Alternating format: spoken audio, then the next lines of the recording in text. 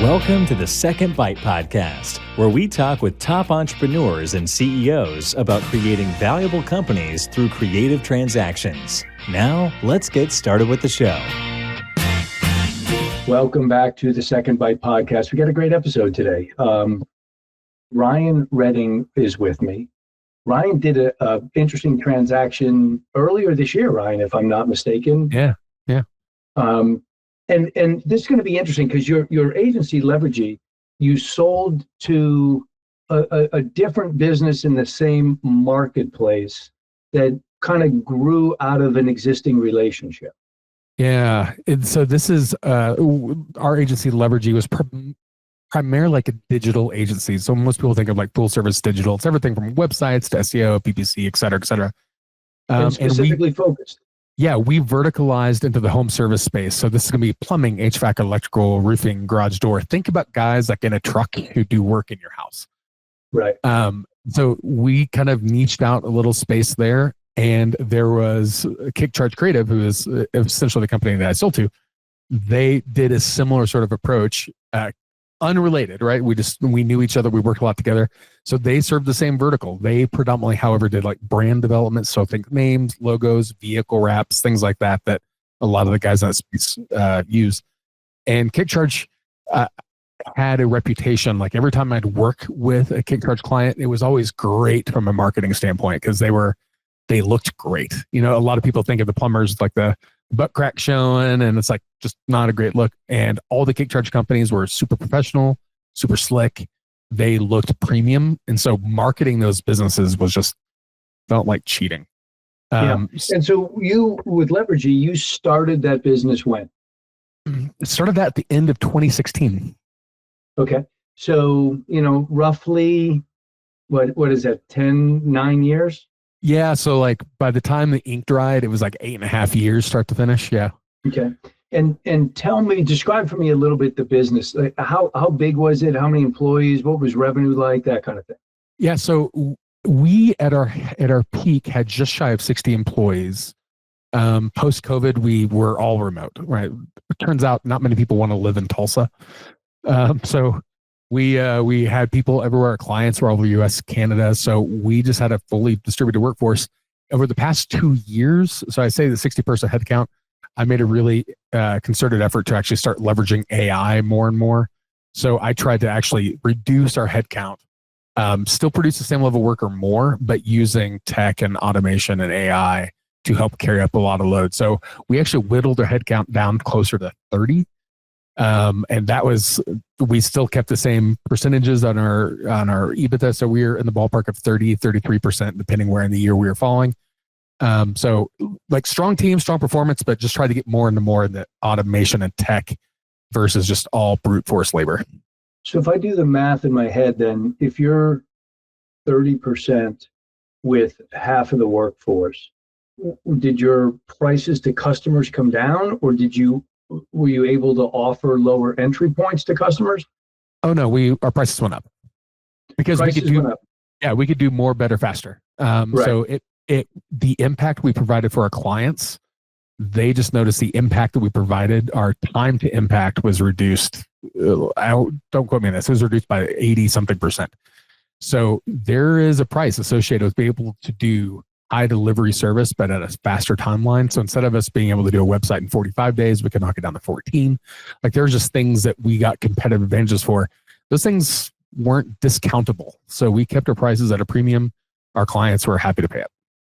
Yeah. And I think that, it's interesting because people, especially on the agency side, get focused on or worked up about the impact that AI is going to have. And I think whether you've got guys in trucks or lawyers in offices or practitioners in a dental or medical office, I just need to have places for my guys to go and clients that come into the office. I don't care how you do what you do. Yeah. Right. I think early on with the advent of AI, I was probably a little skeptical. I was probably slow to the party. And I remember like, this is probably 2022, 2023, where it's like, this just feels like machine learning and a lot of hype. somewhere at the end of 2023, it was like, oh, this is different. Like this is now no longer like an academic research experiment. This is actually has real operational impact. And the pill I swallowed was there's no unwinding that particular clock, right? So that tech is out. So now moving forward, there's only really two options. It's either adapt or die. So I could have SEO writers work on SEO for site, or I can replace those SEO writers with other SEO writers who leverage AI. So they can do better content delivered faster without the typos and grammatical manual labor. Right. So it made it where it's not that I'm actually reducing a head count. That's not really the intent. But the pill that I positioned my entire agency to swallow was, hey, for every role on the company, you either have to figure out how to meaningfully integrate AI into your job role or come up with a really well-documented reason why it doesn't make sense. Those are really the only two options. But there is no option that we are going to resist the move to AI. It is here to stay. So I would rather be someone who leverages it and harness it to actually do better work versus pretend like it doesn't exist and get swallowed up by the people who do. Well done. So end of 24, revenue's approximately what for you guys? We were shy of 10 at that point. Okay. And at 30% margin, that's pretty good living, right? Yeah, it was not bad. Yeah. And so all is well. Your headcount is down. Your pricing is strong as ever. Yep. And then you get a phone call. I got a phone call. It was a Saturday afternoon. I was in, I have a theater downstairs in the basement, but I got a text message from the owner of KickCharge, and he's starting to ask me, like, during college football. And if anyone knows me, you don't interrupt me during college football. But he starts asking me questions about the business numbers. And I've known this guy for years. Like we run into each other at conferences. We've had drinks together. Like clients, and you do everything else. Yeah. Like, so we have a more than working relationship, right? Mm-hmm. But he starts asking questions about numbers. And I'm like, what's going on here, buddy? And he goes, well, maybe we should talk on Monday.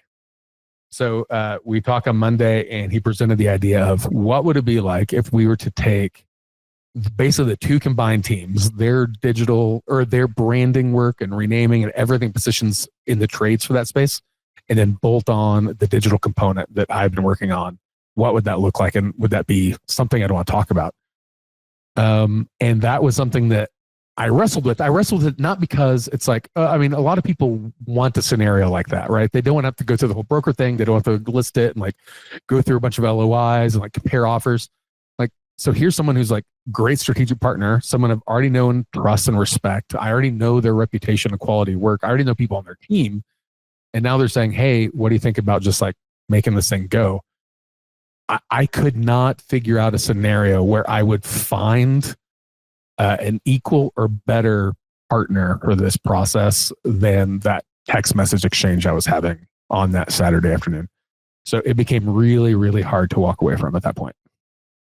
And so, at some point, I always find it's I don't know, somewhere, either it's around a revenue target, which is about 10-ish, or a time-based decision that is usually, 7, 8, 9 years, that in the back of your mind, people start thinking about, am I going to do this forever? What if I sold it? What if I partnered with somebody?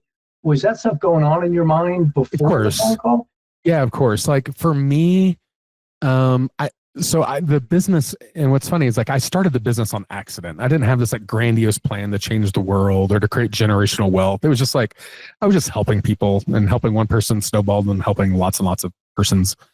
So I didn't have this plan of, well, I'm going to do this for 5 to 8 years, and I'm going to go to market, and I'm going to go. But no, that was not the thing. However, I became really keenly aware of like my own, for lack of better terms, I'm just going to call it risk mitigation. I knew that at some point I want to walk away, and I don't want to get hit by a train and have the business die and have really profound impacts to our clients and our team. I also wanted to spend like the actual time I have remaining with my family and my kids, because I've got 2 teenage kids. So that was a consideration. I also was reading the tea leaves of going back to being afraid of AI. It's a really disruptive time, and there's a lot of uncertainty with how consumer behavior is going to be impacted in the next 12 to 18 months with the more like integration of AI into just about everything. So at some point, I'm always thinking, Okay, do I either scale or do I exit? And from a practical, tactical standpoint, some of those decisions tend to be the same. Like, cool, I still need the business to run without me. I need a strong leadership team who's incentivized on performance and the outcomes of the business. Like, I need strong SOPs throughout every organization and train their SOPs to be more robust, even with AI. So all these things that make the business work better without me, turns out that that's actually what's also makes the business more sellable. So it kind of worked out where, even though it wasn't hey, I'm going to plan on going to market in 2025, that wasn't on my bingo card. The decisions that I would need to make, I've already started making intentionally for the past few years so that I would have the option. I like being able to have options. So if I stay in scale, or if I exit stage left and let someone else carry it forward, those options are on the table if all my operational things are in order. So yeah, I wasn't really seeking out an exit. It wasn't hey, I need to go to market in 2 to 3 years because X, Y, Z. But I was nervous. I was nervous about, how am I going to find a partner? I don't want to do the whole PE play that a lot of people are jumping into, because I've heard a lot of horror stories from people who had. And the way consumers are going to be impacted by AI and search, I don't know how viable our business model is going to be in 18 or 24 months. So it just kind of came at the right time. Excellent. So interesting for listeners, right? If you can listen to either side of this question I'm going to ask. John Morris had a company in Chicago called Rise Interactive that he sold to a group that reached out and contacted him. And we had a great conversation. So you can go to secondbitepodcast.com and you can use the search bar and put John Morris in there. And John will tell you, listen, they made us what I felt was like a fair offer for the business, and we had a good earn-out. It was a good fit, and it was good for my people, good for my on and on and on, right, from that standpoint. Can also go to Second Bite Podcast and put in Mike Perez into the search bar. And Mike and I had a great result for him where he had an LOI when he had reached out to us, and we improved the value of his offer by 10%, eliminated escrow, eliminated a lot of his non-compete, got him a put right on his stock, on and on and on from that standpoint. So both sides of the equation can be true, but the thing that guys worry about most is, how do I know that this offer from KickCharge, how do I know that that's the right number? How do I validate it? How do we do the structure? What was your initial reaction to that? And then how did you approach the entire process of the initial conversation all the way to getting a deal done? Yeah, so that's a big question. So let me start at the back and work my way forward. I tend to approach things cautiously. So I tend to be really reserved. I tend to think things through a lot. I actually built a custom GTP and funneled a lot of M&A processes from either case studies I've read when I was working at my MBA, or just like things that worked well, things that didn't work well. I had all my financial goals. So I was able to model out like, hey, personally, these are kind of like the expectations I have from a financial perspective, right? So I knew all those things. And I knew from previous experience and in different sorts of things, I knew kind of valuation models about where I should expect to be in a given ballpark. There was, what kind of works out the KickCharge is there was a family office that is a minority partner in KickCharge. They did a lot of facilitating between the initial offer and kind of, here's a valuation that they gave KickCharge, here's a valuation they gave on Levergy. So they kind of did the middle manning of a lot of things that a broker might do. What's interesting in their case is that while they're obviously representing KickCharge's interest, I found them to be very fair, and at some point almost too fair, but it was easy to just talk to them matter-of-factly. I didn't have to worry about translating it to legal speak. In fact, most of the conversations were just conversations just like this.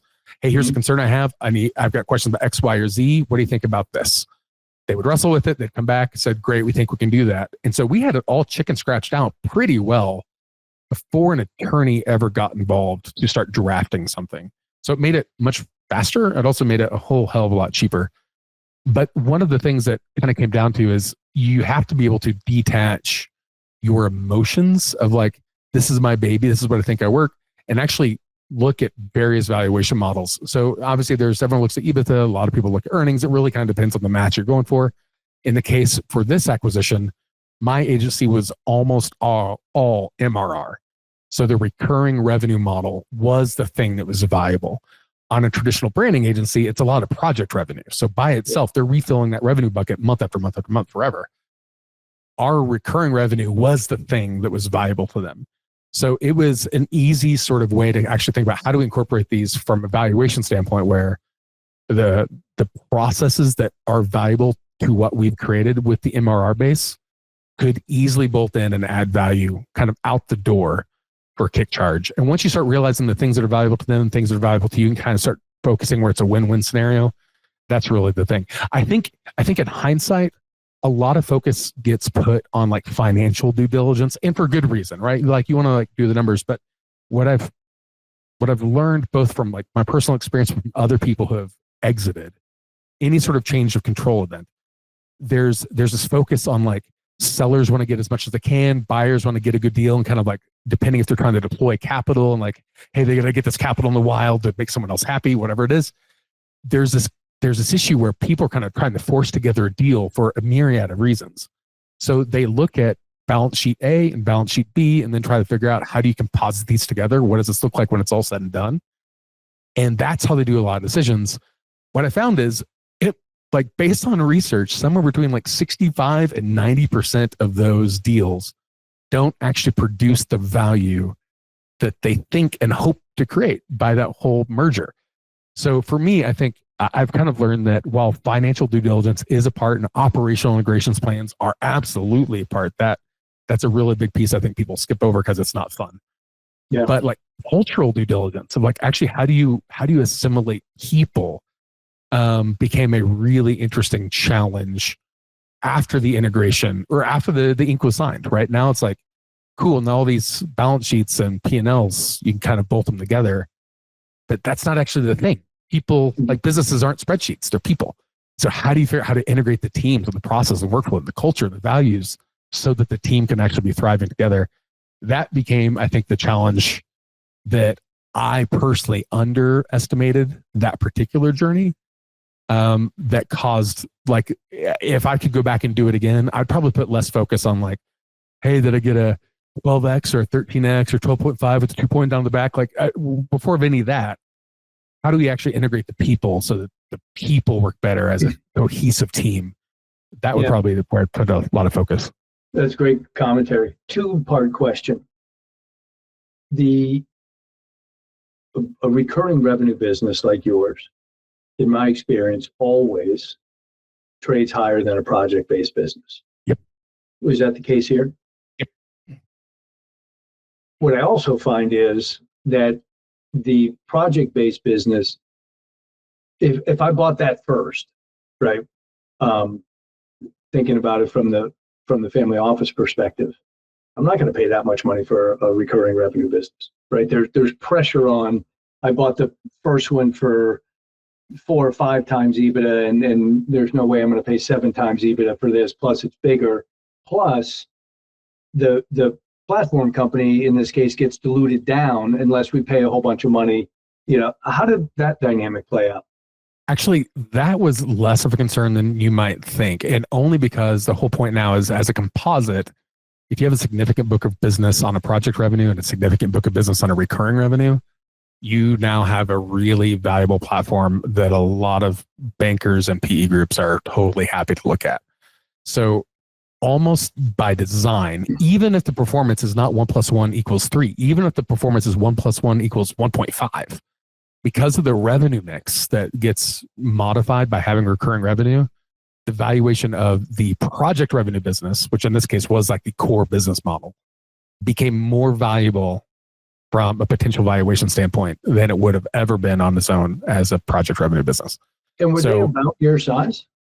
They were slightly larger than us. Yeah. Same employee headcount, similar revenue targets, just different operational everything. Yeah. And so the transaction then, as we talk about on this podcast quite a bit, there's 3 forms of currency to use in the transaction, right? There's cash, there's equity, and there's earnout. Did you guys use all 3 of those? And in what proportions did you use? No earnout for me. My game was, I didn't like the idea of being tied to the business performance if I didn't have like most ability to actually leverage the outcome. I love that sort of like axe or that hammer to kind of leverage that sort of control. But if I don't have the ability to influence the outcome, if I got to go through 5 changes of command, for instance, I don't want to have to be accountable for what other people influence. Decide, right? Yeah. So for me, my thing was low on the cash side because cash wasn't, and to this day is not really the primary concern for me. It really is equity. So most of the deal was like 95% equity in the KickCharge. So like even right now, I'm still on the equity board. I'm still a shareholder and with KickCharge. And so any sort of future change of control event, I'm going to benefit from, as well as like dividend payments up until that point. Cash flow to me is always greater than cash. Like I will always take that forever. So yeah, that was kind of my preference level. And what do you mean by cash flow versus cash? Cash to me is one of these assets that once it's outside of your hands, has no real value.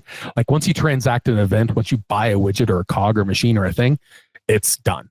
So the only thing that I like more than cash in hand is cash flow. So having a business as cash flows, cool. As an equity partner in KickCharge, that cash flow to me has greater value than cash in my hands. So yeah, I get a small cash thing. It's fine. It's more than most people will see in their lifetimes at one sum. And I'm grateful for that. I'm not knocking it, but that's not the important part. The important part for me is with cash flow, I can leverage all sorts of other capabilities like debt that most people would be adverse to. But to me, those things are fantastic ways to generate revenue streams down funnel. Yeah. And so then is it, again, doing the math in my head, it would work out that as an equity holder, you must be the largest equity holder in the company, combined company, correct? Well, there's also the family office. So the family office is also still a player there too. So between the guy who founded KickCharge and the family office who invested in it a few years ago, and myself, like the 3 of us make up 100%. I say that there's an EIP plan for employees as an incentive for performance on the next change of control. But besides that, yes, those are the 3 parties at play. Gotcha. And so from a comfort level, taking 90 or 95% in equity, you were comfortable with, because, and I'd love to get your thoughts on this, because there's a lot of folks that say, listen, I'm making plenty of money. We're earning $2 or $3 million a year, and I'm in complete control of the whole thing. Now I'm going to not be in control. I'm not going to get a big payday in cash. I'm going to have equity in something that, the guy from KickCharge and the guys from the family office hopefully are smart enough to make all this turn into something significant. But I've got a big chunk invested without a lot of control over the ultimate outcome. So 2 parts, is that an accurate description, number 1? And number 2, how do you process that thinking? Yeah, it absolutely is accurate. I would be absolutely adverse to that sort of dynamic if I did not already have a previous relationship in place with KickCharge. So if I didn't know the people at the table, if I didn't know the leadership team KickCharge, if I didn't know the people at the family office, this sounds like an awful, awful deal. My level of trust in my direct personal observation with their ability to influence and lead companies at a high level has mitigated any sort of concern or risk or apprehension that otherwise would be there. These are very, very smart humans that are very, very capable, have very, very strong track record. I don't have any concerns swapping control, because you're right, kind of control becomes the big question, right? Like you have no real leverage, you have no real power, you have no real dynamics to actually influence what you want to. But if I'm the dumbest guy at the table now and other people are way more capable and have way more capabilities and resources to make it happen, I'm going to get out of the way and let them do it, because they're going to do more than I'll be able to do on my own. And Ryan, I've seen that firsthand, where when we start a process, people have an expectation about what's going to happen and how it's going to happen and the rest. And then they talk to some of these people in private equity, in family offices, or strategics. And they come to the conclusion that those guys are smarter than me. I mean, I'm doing great things here, and I'm making $2-3 million a year in EBITDA, and that's great. But man, these guys are smart. And if they'll take my money, I'll give it to them, right? So to speak. Kit, are you allowed to say the name of the family office? I don't know if I'm allowed to or not. Probably, I'm going to say probably not, because they're very private. It's a single guy, and he's pretty private about those things. So I'm going to say I think it's fantastic that Well, and I think it underscores the fact that there are plenty of groups out there that earn and warrant that level of trust and respect, which is the reason why I asked. So, yeah, as you were going through, so from that call on a Saturday morning to getting your first LOI, how long did it take to get to actual deal close? And I assume you hired your own attorney as well? Oh yeah. So I had my own attorney. There's a shared pool attorney, but I'm fully recognizing that attorneys work for whoever's writing the check, right? So right. I had my own attorney. From that first conversation started in September. It was like middle of September, including like flying out to have conversations in person was in that September. Paperwork was signed and ink was dry early February. So start to finish, pretty damn quick. I don't remember the second part of that question, but yeah, it moved quick. Yeah, and was there a time in there where you felt concerned over the transaction getting closed, and B, was it the right thing to do? Of course. And what triggered those things? Tell me about it. You're talking about things that have potential like multi-year or multi-generational sort of impact. You'd be it would be absurd if one didn't question themselves. So part of what I would do is I had at the time, I've adjusted, but at the time I had a really insane morning routine. I'd start my days about 2:30 in the morning and I'd go to the gym where it's empty. And that's where I'm doing my thinking. And that's where I'm like hashing out contingencies. And what about this? And what about this failure point? What about this rhythm medication point? And what happens if this backfires? And what happens? Have you always been a 2:30 at the gym guy, or post COVID? It just became easier to like get ahead of the stress of the day by starting early. But those are always the things. And because again, I like options. I never want to be so emotionally committed to the idea of a deal that I forego the ability to walk away when it becomes the right choice. Mm-hmm. So I remember at one point having a conversation with someone about this, kind of just my internal struggles and wrestling of kind of what I'm doing. And they made a comment because they knew people at KickCharge. They said, they're afraid you're going to walk.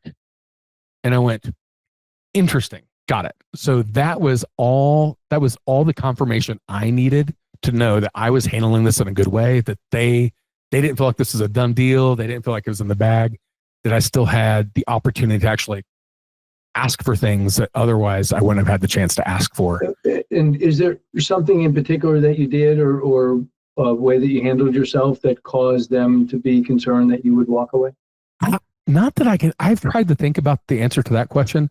The only thing that comes to mind is, like I said earlier, I'm like slow to process and decide on things. I like to take my time to weigh options and think through things.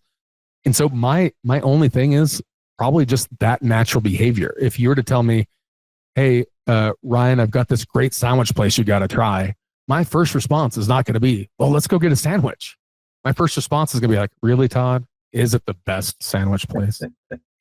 So it's probably that sort of like slightly contrarian behavior that they picked up on, which to me is just normal. It's just how I live. But for them, because I wasn't let's go try sandwiches, it was perceived as I'm indifferent. But that turned out to be a really important lever to have in my corner that I'm glad I didn't forfeit. With private equity, they typically go through a cadence that from initial investment to exit is 5 to 7-ish years. With the family office, oftentimes there is no requirement to exit because there's not other investor money or what have you. Did you guys talk about that? And do you have concern about how long they may want to hold the business?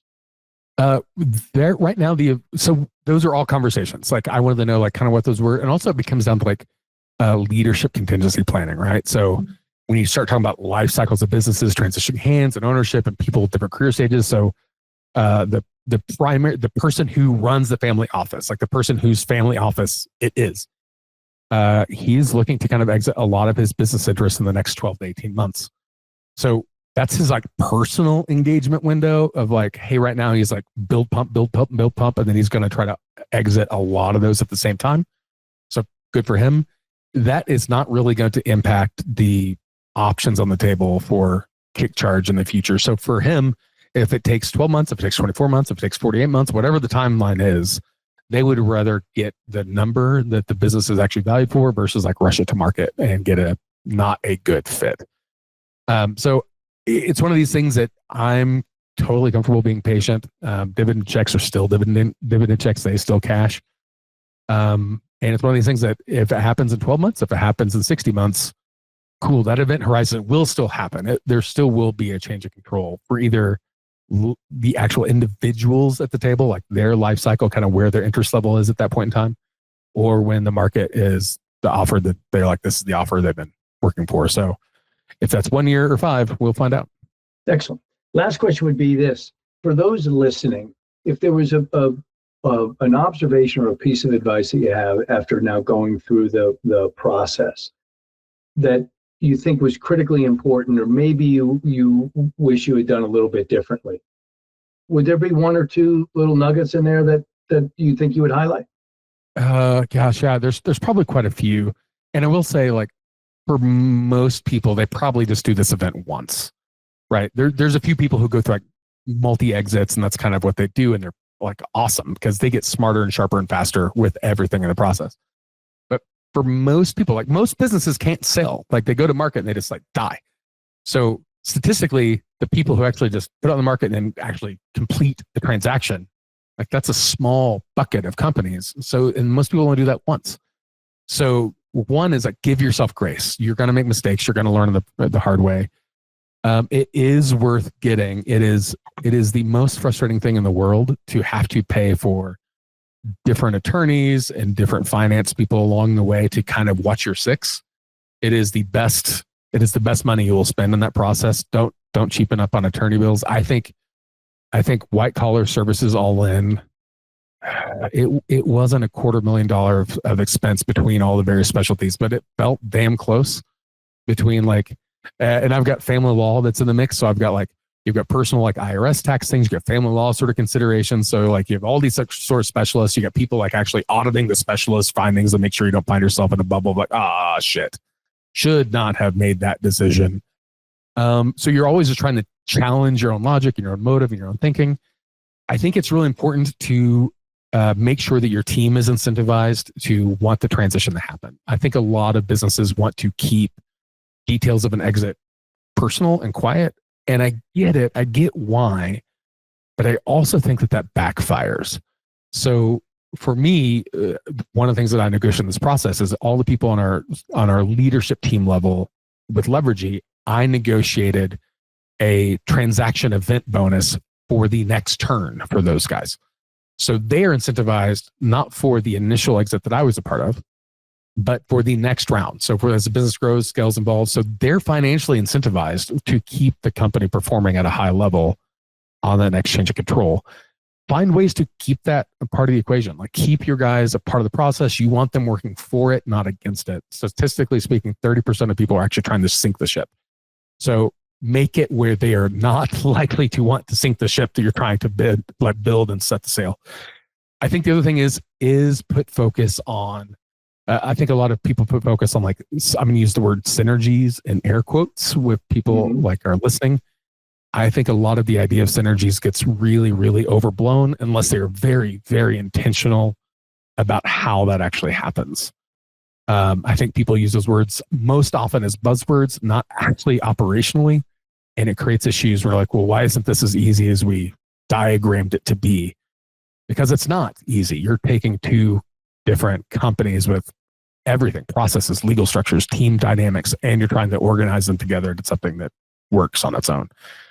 I think the other thing is the cultural due diligence. I think that was something that as a largely remote organization, like digital agencies are pretty systematic, right? There's not a whole lot of like warm fuzzies around like managing AdWords campaigns. It's just very quantitative. It's very analytical. And you put that with a creative agency whose logos and names and wraps where it's very design forward, that's mostly in person, like they have a physical location in New Jersey. It creates very different dynamics on how do you communicate, how do you lead, how do you create communication barriers, how do you centralize knowledge where these people can actually assimilate to create a new team. That's another thing. I think teams forming together, I think that sort of dynamic gets skipped over a lot. So the stages of team development is real. And so when you have one company acquiring another company, you have not just two companies coming together into one company. The new company you create is a new company. Like it is a new team dynamic. There are new people on the team. And so giving yourself permission you have to work through that. You have to create the incentives and the leadership structures for people to actually coalesce around a new team direction. And it's really easy to say, well, we've already done that. Or why do we have to do this again? Or why can't they just get on board? Or why can't they do the things the way they did it? Or the way that you did it isn't working, so we're going to do it our way. Whatever it is, right? Find ways to actually pull those people together, which also means like, hey, there should be a period of time where there's a new period, there's an integration period, and then there's a sunset period. Like, hey, all those things are done. The old way of doing business is no more, but here's now the new unified way to do business. That takes leadership on both sides. So because now you no longer have these legacy organizations that have been around for, in my case, almost a decade, in their case, almost 3 decades. Both leadership teams have to actually facilitate that sort of integration. And it's more than just SOPs, and it's more than just like the software tools you use. And it's more than just like the easy stuff. And those easy stuff, that's a lot of detail on it still. Yeah. But there's a whole lot of actually human components that get skipped over. So I think everyone wants to race to the signing line, and I get it, because that is a transformative event that I hope everyone has a chance to experience in their life. But that's actually where the hard work starts. Yep. Right. The hard work starts at that signing line. Very well said. This whole episode, Ryan, has been terrific. Hopefully I'll have the opportunity to get you back here in 12, 18, 24 months, and we can talk about what a successful second bite looks that'd like. be fun. And that would be a ton of fun. So thank you. Also, I want to thank our new sponsors, the people at Go High Level, very well known in the digital marketing space, a great software platform. So thanks to the folks at Go High Level. And Ryan, thank you for spending time with us and sharing as much as you did. Yeah, thanks for having me on, Todd. Thanks for listening to the Second Bite podcast. We'll see you again next time, and be sure to click subscribe to get future episodes.